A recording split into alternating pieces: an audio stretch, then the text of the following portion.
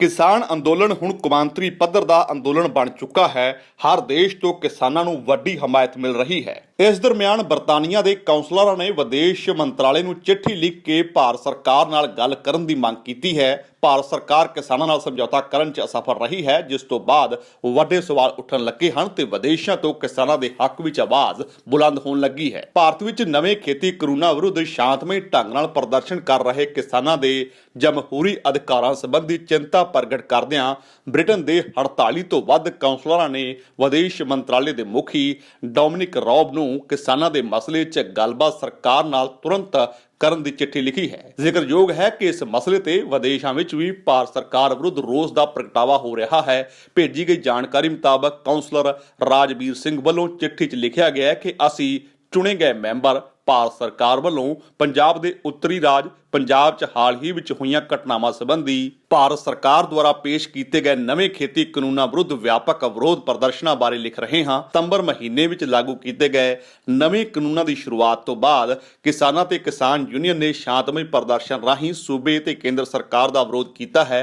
किसानां अनुसार नवे कानून उन्हां दा कारपोरेट घराणिਆਂ द्वारा शोषण करनगे, क्योंकि नवे कानून उन्हां दे उत्पादां लई MSP घट्टो घट्ट समर्थन मुੱਲ ਵੱਲੋਂ जाने जाते एक वाजिब कीमत सौदे की कानूनी सुरक्षा ਨੂੰ हटा देणगे। ਇਹ ब्रिटेन विचले सिखां ते पंजाबियां ਲਈ भी चिंता का विषय है, क्योंकि पंजाब विच बहुत सारे लोग अपनी आमदन के मुख स्रोत वजों खेतीबाड़ी ते ही निर्भर हैं। उन्होंने लिखा है कि जिवें कि तुसीं हालिया खबरां विच वेख्या होवेगा, हज़ारां ब्रिटेन के भारती विरासत के नागरिकां ने लंडन विच भारती हाई कमीशन के बाहर बीते दिनी भारत अंदर किसानां वालों कीते जा रहे अंदोलन के हक विच शांतमई प्रदर्शन कीते सन। बहुत सारे ब्रिटिश सिख ਅਤੇ पंजाबियां ने यह मामला अपने संसद मैंबरां कोल भी चुक्या है, क्योंकि वो चिंतित हैं कि इन्हां नਵੇਂ कानूनां नाल पंजाब विच उन्हां दे परिवारां ਅਤੇ जदी ਜ਼ਮੀਨਾਂ उत्ते की प्रभाव पवेगा। लगभग 2 हफ्तिਆਂ ਤੋਂ पूरे भारत के किसान राजधानी दिल्ली ਦੀਆਂ सरहदां ते शांतिपूर्ण विरोध कर रहे हैं।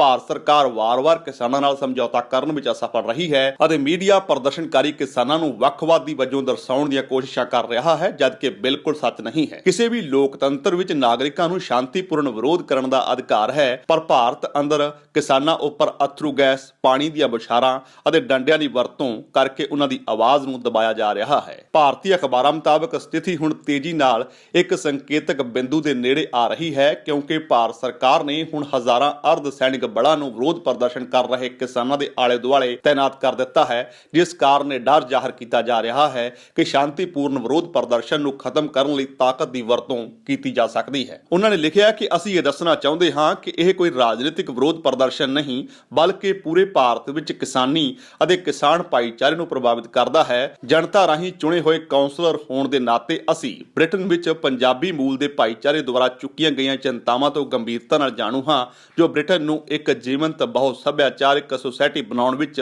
ਮਹੱਤਵਪੂਰਨ ਯੋਗਦਾਨ ਪਾਉਂਦੇ ਹਨ। ਸਿੱਖ ਧਰਮ ਜਾਂ ਪੰਜਾਬੀ ਵੰਸ਼ ਦੇ ਬਹੁਤ ਸਾਰੇ ਬ੍ਰਿਟਿਸ਼ ਨਾਗਰਿਕ ਆਪਣੇ ਸਫਲ ਕਾਰੋਬਾਰ ਦੇ ਮਾਲਕ ਹਨ, ਜੋ UK ਦੀ ਆਰਥਿਕਤਾ ਵਿੱਚ ਭਾਰੀ ਯੋਗਦਾਨ ਪਾਉਂਦੇ ਹਨ। ਪੰਜਾਬੀ ਮੂਲ ਦੇ ਭਾਈਚਾਰੇ ਦੀ ਏਕਤਾ ਪ੍ਰਤੀ ਵਚਨਬੱਧਤਾ ਅਤੇ ਸਾਰੇ ਸੱਭਿਆਚਾਰਾਂ ਪ੍ਰਤੀ ਇਸ ਦੇ ਸਤਿਕਾਰ ਲਈ ਜਾਣਿਆ ਜਾਂਦਾ ਹੈ। ਤੁਹਾਨੂੰ ਪਤਾ ਹੋਵੇਗਾ ਕਿ ਸੈਂਕੜੇ ਸੰਸਦੀ ਮੈਂਬਰਾਂ ਨੇ ਉਪਰੋਕਤ ਸਥਿਤੀ ਬਾਰੇ ਆਪਣੀ ਚਿੰਤਾ ਜ਼ਾਹਰ ਕੀਤੀ ਹੈ ਅਤੇ ਕਈਆਂ ਨੇ ਪਿਛਲੇ ਤਜਰਬੇ ਦੇ ਆਧਾਰ ਤੇ ਆਪਣੀ ਖਦਸ਼ੇ ਜ਼ਾਹਰ ਕੀਤੇ ਹਨ ਕਿ ਜੇਕਰ ਜਲਦੀ ਕੋਈ ਹੱਲ ਨਾ ਨਿਕਲਿਆ ਤਾਂ ਸਥਿਤੀ ਵਿਗੜ ਸਕਦੀ ਹੈ। ਅਸੀਂ ਤੁਹਾਨੂੰ ਤਾਕੀਦ ਕਰਦੇ ਹਾਂ ਕਿ ਭਾਰਤ ਸਰਕਾਰ ਵੱਲੋਂ ਮਨੁੱਖੀ ਅਧਿਕਾਰਾਂ ਦੇ ਇਸ ਲੋਕਤੰਤਰੀ ਦਮਨ ਤੋਂ ਬਚਾਉਣ ਲਈ ਤੁਰੰਤ ਦਖਲ ਅੰਦਾਜ਼ੀ ਕਰੋ। ਜ਼ਿਕਰ ਖਾਸ ਹੈ ਕਿ ਰਾਜਧਾਨੀ ਦਿੱਲੀ ਦੇ ਨੇੜੇ ਕਿਸਾਨਾਂ ਦਾ ਸੰਘਰਸ਼ ਲਗਾਤਾਰ ਜਾਰੀ ਹੈ। ਕਿਸਾਨ ਮੋਰਚੇ ਤੇ ਡਟੇ ਹਨ ਤਾਂ ਸਰਕਾਰ ਵੱਲੋਂ ਗੱਲਬਾਤ ਦੀ ਪੇਸ਼ਕਸ਼ ਕੀਤੀ ਗਈ। 5 ਦੌਰ ਦੀ ਗੱਲਬਾਤ ਹੋ ਚੁੱਕੀ ਹੈ, ਪਰ ਇਸ ਗੱਲਬਾਤ ਦੌਰਾਨ ਕੋਈ ਵੀ ਨਤੀਜਾ ਨਹੀਂ ਨਿਕਲਿਆ ਹੈ। ਕਿਸਾਨ ਆਪਣੀਆਂ ਮੰਗਾਂ ਤੇ ਅੜੇ ਹਨ ਕਿ ਤਿੰਨੇ ਖੇਤੀ ਕਾਨੂੰਨ ਵਾਪਸ ਲੈ ਜਾਣ, ਜਦਕਿ ਕੇਂਦਰ ਸਰਕਾਰ ਇਸ ਗੱਲ ਤੇ ਤਾਂ ਰਾਜੀ ਹੋ ਗਈ ਹੈ ਕਿ ਉਹ ਕਾਨੂੰਨ ਵਿੱਚ ਸੋਧਾਂ ਦੇ ਲਈ ਤਿਆਰ ਹੈ, ਪਰ ਕਾਨੂੰਨ ਵਾਪਸ ਕਰਨ ਨੂੰ ਉਹ ਤਿਆਰ ਨਹੀਂ ਹੈ। ਹਾਲਾਂਕਿ ਕਿਸਾਨ ਕਾਨੂੰਨ ਵਾਪਸੀ ਤੇ ਹੀ ਅੜੇ ਹੋਏ ਹਨ। ਫਿਲਹਾਲ ਗੱਲਬਾਤ ਟੁੱਟੀ ਹੋਈ ਹੈ ਤੇ ਕਿਸਾਨ ਲਗਾਤਾਰ ਆਪਣੇ ਸੰਘਰਸ਼ ਨੂੰ ਤਿੱਖਾ ਕਰ ਰਹੇ ਹਨ। ਇਸ ਦਰਮਿਆਨ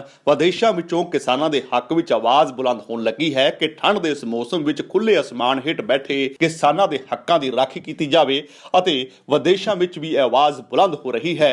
ਉੱਥੋਂ ਦੀਆਂ ਸਰਕਾਰਾਂ ਨੂੰ ਅਪੀਲ ਕੀਤੀ ਜਾ ਰਹੀ ਹੈ ਕਿ ਉਹ ਭਾਰਤ ਸਰਕਾਰ ਨਾਲ ਗੱਲਬਾਤ ਕਰਨ ਕਿ ਇਸ ਗਤੀਰੋਧ ਨੂੰ ਤੋੜਿਆ ਜਾਵੇ।